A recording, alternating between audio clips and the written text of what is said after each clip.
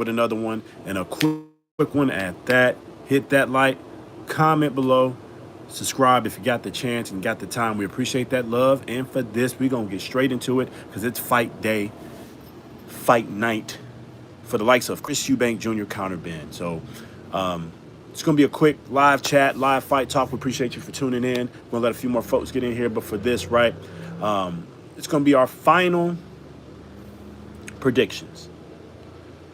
Final breakdown of what we think, who's going to win this fight, how the fight's going to go, reason why we're picking who we're picking, and everything. We're going to do a full breakdown. So we definitely appreciate you for rocking out with us today. Let's get that set up, and then we're going to get straight into it. So appreciate the love, appreciate the love, appreciate the love.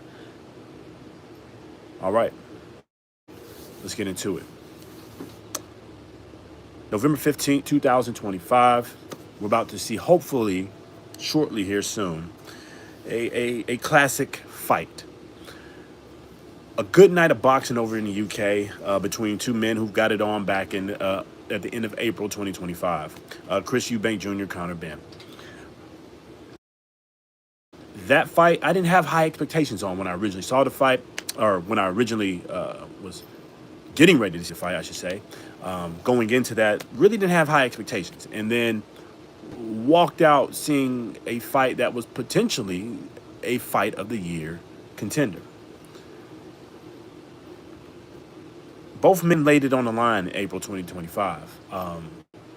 I thought it was going to be a kind of a mismatch. I thought Conor Benn was probably a little bit too small, or they might have depleted the likes of Chris Eubank Jr. a little bit too much for that fight. There's just a lot of stipulations going into that fight that I thought it wasn't going to be much of a thing, right? So here we are now, November 15th, 2025, and we're coming off what was a classic. Those two men, like I said earlier, left it all in the ring from what I thought was going to be a mismatch and a underwhelming fight, walked out to be a fight of the year contender. We'll see by the end of this year if it actually wins that tag. But with that said, coming from that to today, November 15th, I have very high expectations for this fight. I think we're going to see a fight of the year contender once again. Both men look focused. Both men look ready if you saw the weigh-in yesterday. But more importantly, both men look healthy. Chris Eubank Jr. for that first fight in the first weigh-in did not look that great. He looked a little bit dehydrated. He looked a little bit flustered and really like he barely made it to that fight. He had a lot of issues getting there. He had to wear the sauna suit and drain down. It just really wasn't, to me, physically at his peak. But fast forward to today, November 15th, and yesterday, November 14th, Chris Eubank Jr. looked good. He looked sharp. He looked physically just ready. He looked mentally focused on this fight. And I think we're going to see a better display from Chris Eubank Jr. on this fight than we saw in April. The April fight, it took everything out of him. He left nothing out of that ring. He gave himself to the fans. He gave himself to that fight, and that's why he earned that victory. He deserved it. He took it all the way through, all 12 rounds, and really displayed he has the heart of a champion. Hey, Jessica, how's it going? Displayed he had the heart of a champion. And I think now he's a little bit physically better, physically strong, mentally prepared. He looks emotionally ready and higher in this fight. I think we're just going to see a great display from him. Same thing from Conor Benn. Conor Benn looks good. He looks sharp. I expect him to be, because he's the smaller fighter, right, moving up in weight here. And I expect that man to be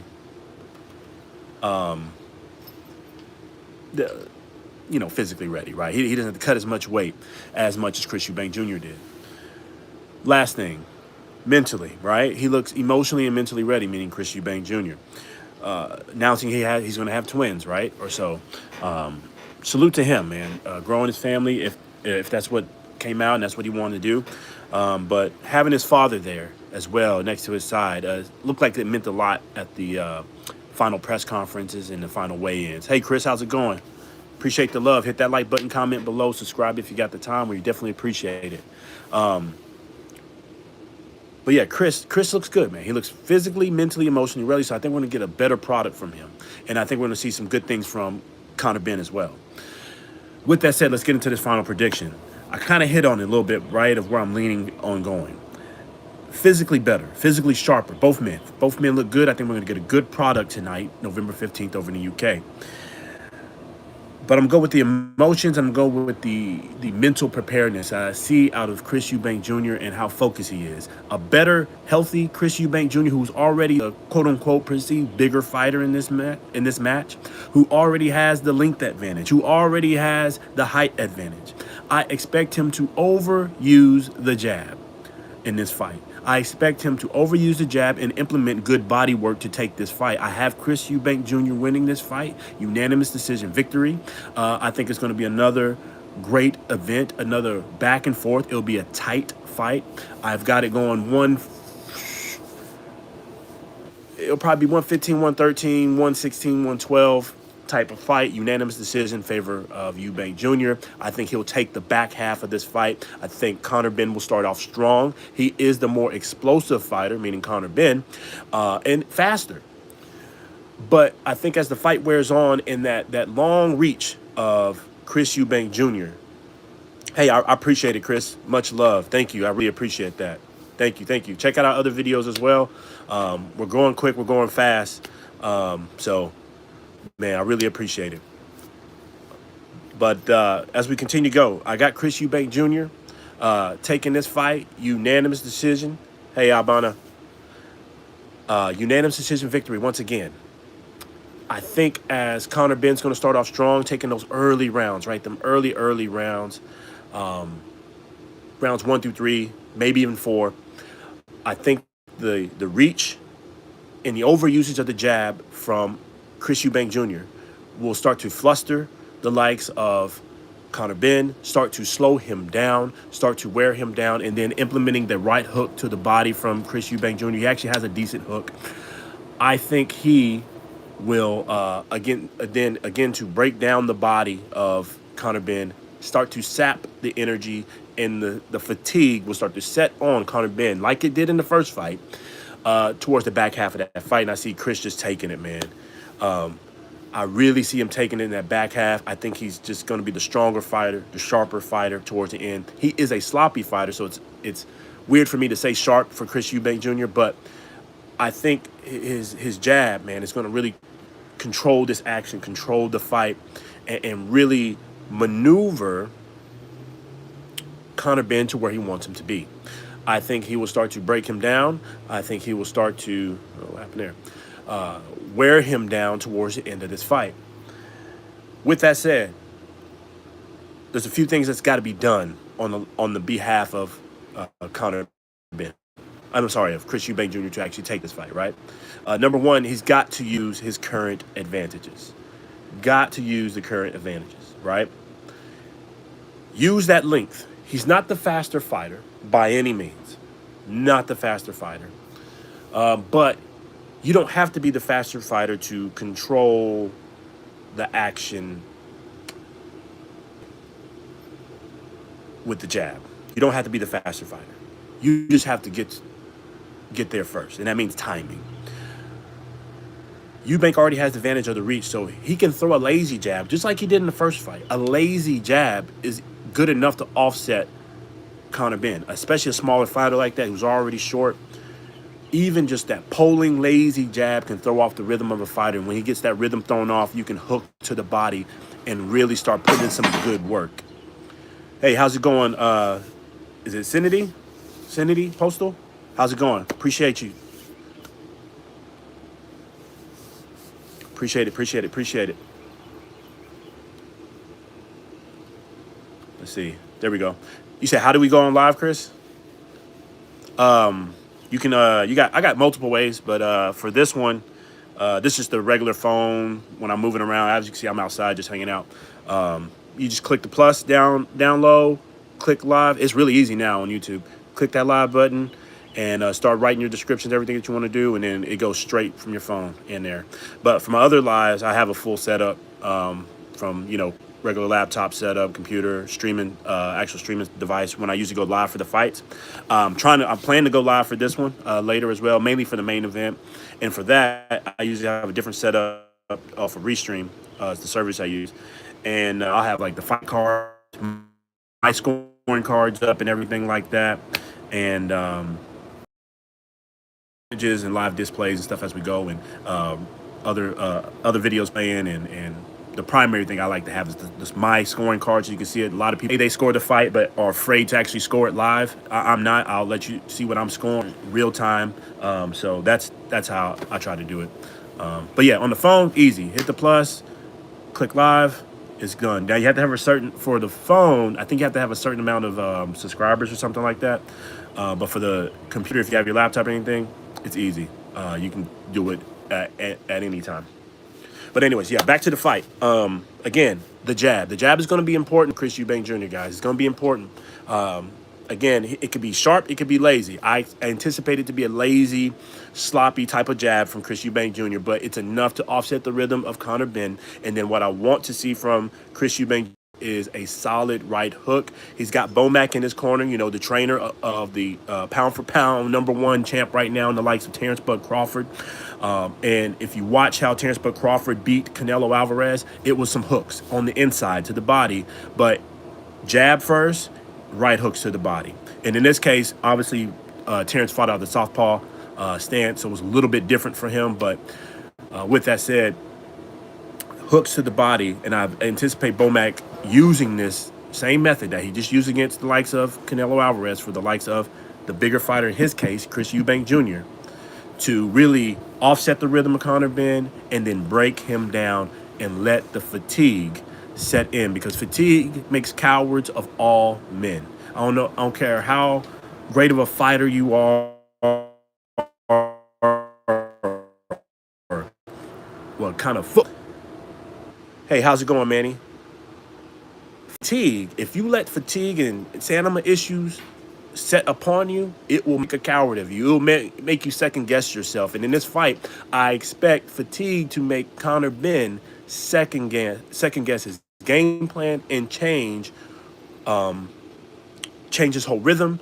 And that's where I think Chris Eubank Jr. will control the fight on the back half. Hey, Manny, we're just talking about the upcoming Chris Eubank Jr. fight with Conor Benn. My final prediction here, and I'll recap it. I got Chris Eubank Jr., unanimous decision victory. Again, I think he's going to take it, controlling the back half of this fight, using his jab. He's got to overuse it, and then hooks to the body, specifically the right hook, to start breaking down that smaller fighter and let the fatigue set up on Conor Benn and just really have his way towards the end of this fight. I don't see either fighter getting knocked out in this fight. I don't think either one of them have that kind of power to break each other's chins, meaning I think both men have respectable chins and respectable hearts, and to knock down or knock out a guy like Conor Benn or Chris Eubank Jr., you got to have a lot of pop, a lot of power, or at least the right shot placement to knock him out or to knock each other out. And I just don't think I don't think they have it. And that's just my opinion, right? That's just my opinion. But if we do see a stoppage, I would say it would be late TKO stoppage from the ref, primarily due to fatigue and stamina issues on the behalf of Conor Benn. I see Chris Eubank Jr. out of anybody. Let's move over here a little bit. Out of anybody, I see Chris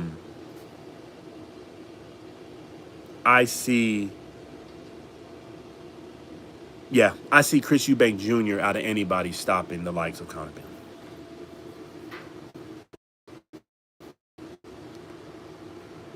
But with that said, hit that like, comment below, subscribe if you got the time. We appreciate that love. We're just rocking out our final thoughts and predictions about this fight.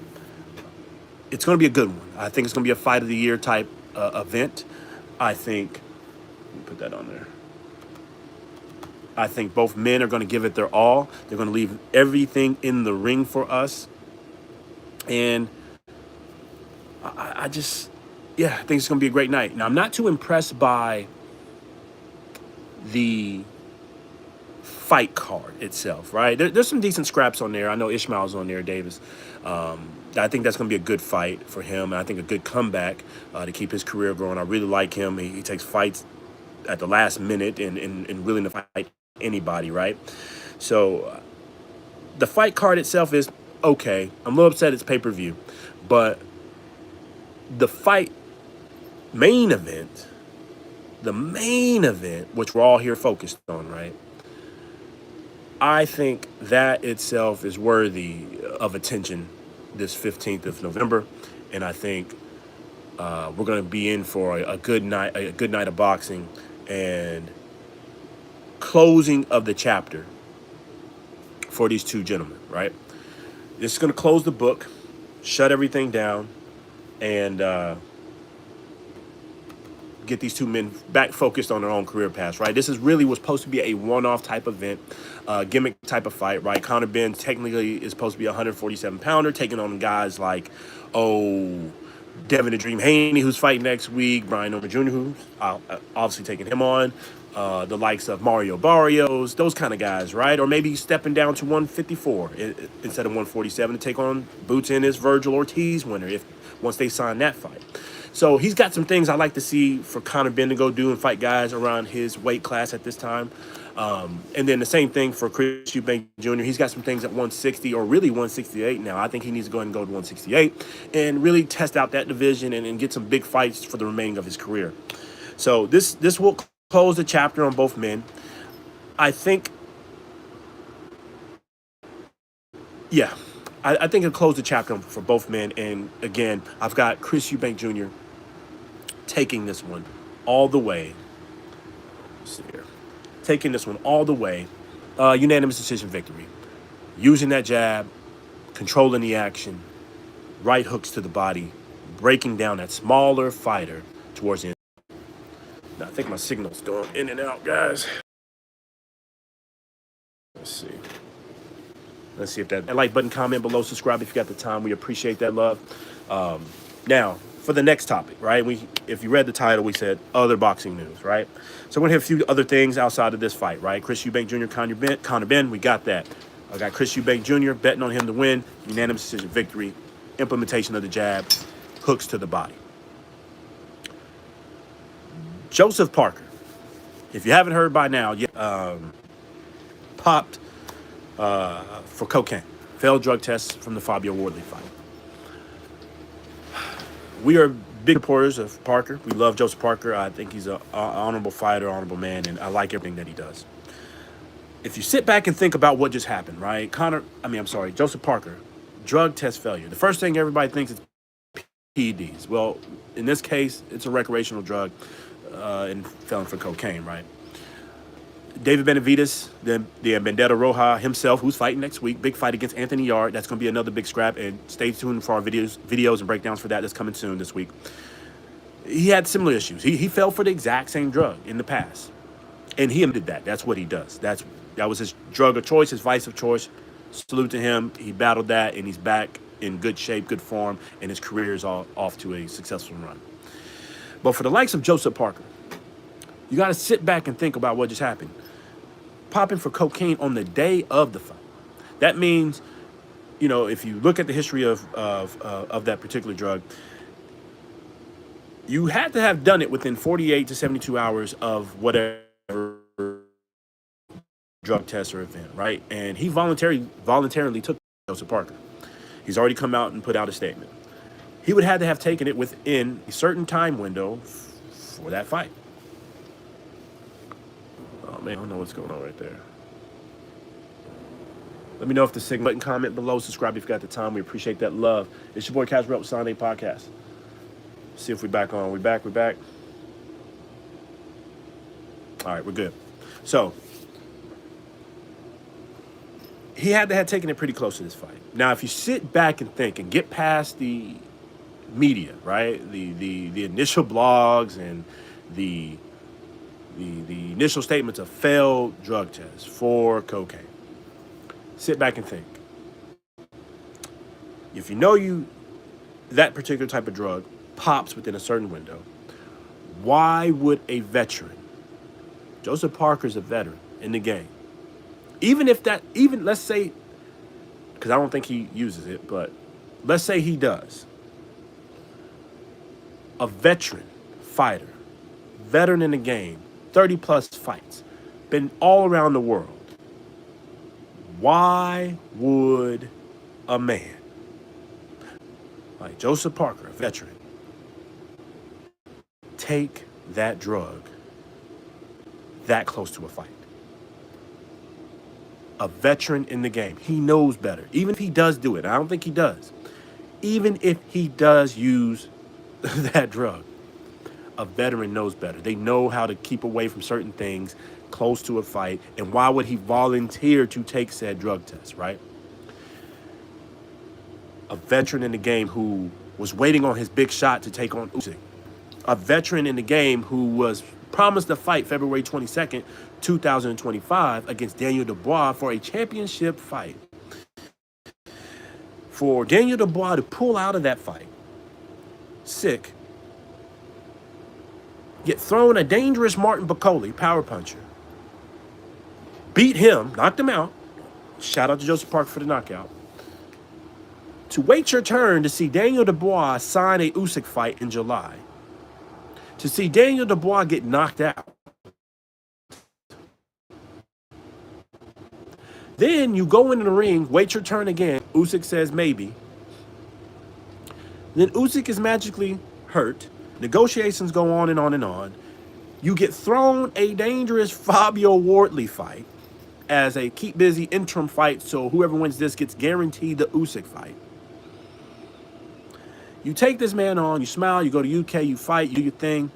Why would a man who knows what's on the end of on his line, a veteran boxer, guys, take this that close to a fight? He wouldn't. Leads to contamination. It's got to either be contaminated, a mix-up of samples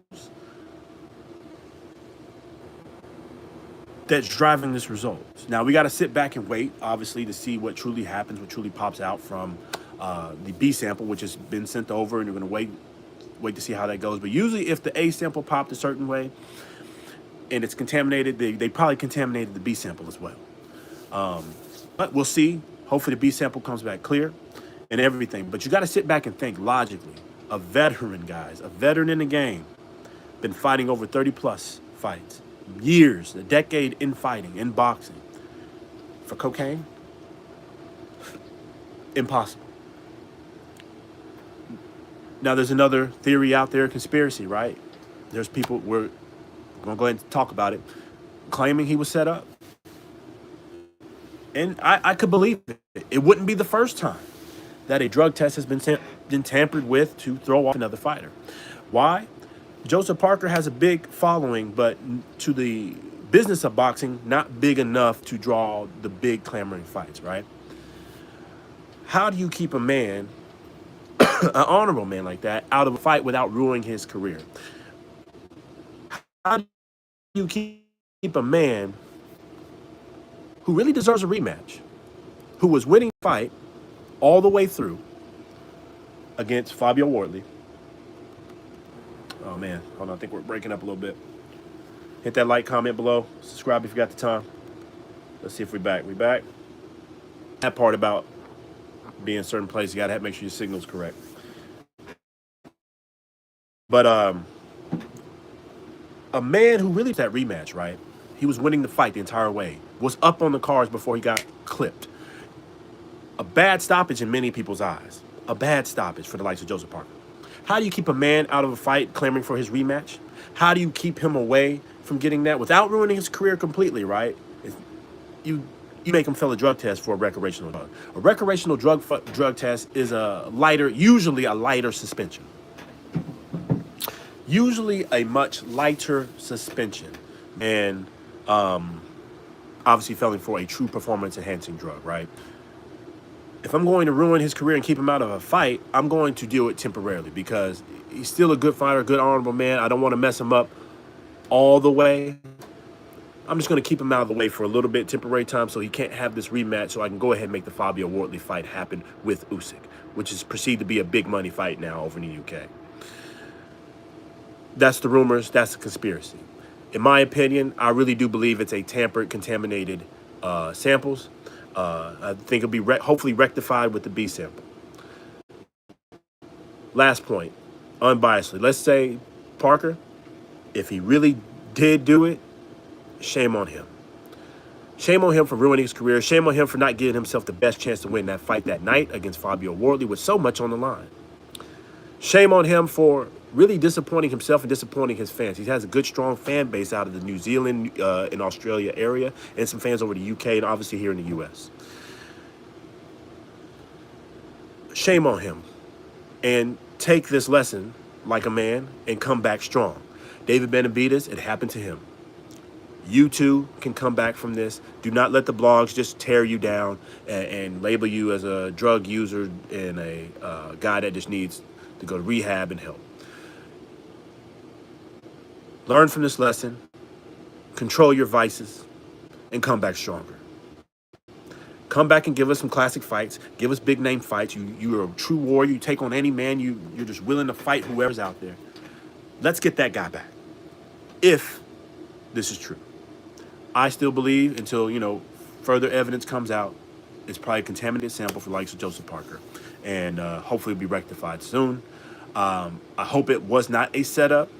But if you think about it logically, it could be. If you're going to set a man up, but you still have respect for him, I wouldn't make him fail for a performance-enhancing drug, knowing the type of stipulations and penalties that come with that and the stain on your name. I'll give him a recreational drug that he can bounce back from and, take a lighter suspension. Anyways, we'll see how that goes. Last other topic. Errol, the true Spence. Errol Spence Jr. If you haven't heard by now, the likes of Roy Jones Jr. has made it out to Dallas and is taking an assessment of Errol Spence to see where he's at physically and mentally, to assess him, to see if he can make a comeback, and potentially maybe coaching. I like the first part. I like the assessment. I like Roy Jones actually, going to talk to Errol the True Spence Jr. I want Errol to come back only if he's ready, though. Physically ready and mentally ready and strong enough to really come back and give us classic displays. He's only taken one loss in his career, and that's against arguably now one of the best to ever do it in the likes of Terrence Bud Crawford. That's not a bad loss. Yes, he got knocked out, but we see how that has grown. That is a very good loss against one of the best to do it. If he's physically ready and strong, I'm ready for Errol the True Spence to come back. I'm ready for him to do his thing. I'm ready for him to show us, the fight fans, what he is made of in his back half of his career. I like Roy Jones coming to assess him. What better way to have a Hall of Fame fighter come assess you to see where you're mentally at and physically at? I think that's the perfect person to come see you, especially a guy like Roy Jones Jr., who has taken bad losses in his career. Knockout losses, right? Against the likes of Tarver and so on. He's been knocked out a few times in his career. It's a guy who has learned from his lessons and mistakes throughout boxing to know when you should really either hang it up or step back in that ring and give the fight fans what they want. A guy that knows how to come back from losses. A guy that knows when it's not time to hang up the gloves or when it is time to hang up the gloves. I think Roy Jones Jr., Hall of Fame fighter, is a perfect person to go assess the likes of Errol Spence Jr. I think he was going to give an honest assessment and a true assessment to Errol and give him the head nod, yes or no. Now, as far as a trainer, I'm not really sold on Roy Jones Jr. being a trainer. To me, he's not the best trainer for the likes of Errol Spence. I think Errol Spence does need a guy who's athletic and flexible, can show him how to use footwork, and Roy Jones definitely can do that. But I think he needs a guy a little bit more disciplined and can really improve Errol Spence Jr.'s defense and footwork at the same time. With that said, shout out to Errol Spence, the truth. I hope he comes back. I hope he comes back strong. Salute to that brother. Salute to Dallas, Texas. We've been to plenty of Errol Spence fights. I like that man. I hope he does come back strong and healthy. Appreciate you guys for rocking out. The prelims are actually about to get started here soon for the Chris Eubank Jr. Conor Benn 2 rematch. Tune in if you can. If you're all over in the UK, go into that fight. Salute, be safe out there. We will hopefully be going live for that fight, live fight chat for this good classic event. I think it's going to be a good pay-per-view really type fight. Salute to both men. Salute to both warriors. Again, recap, I do have Chris Eubank Jr. taking this fight, unanimous decision victory tonight, November 15th, 2025, by implementing and overusing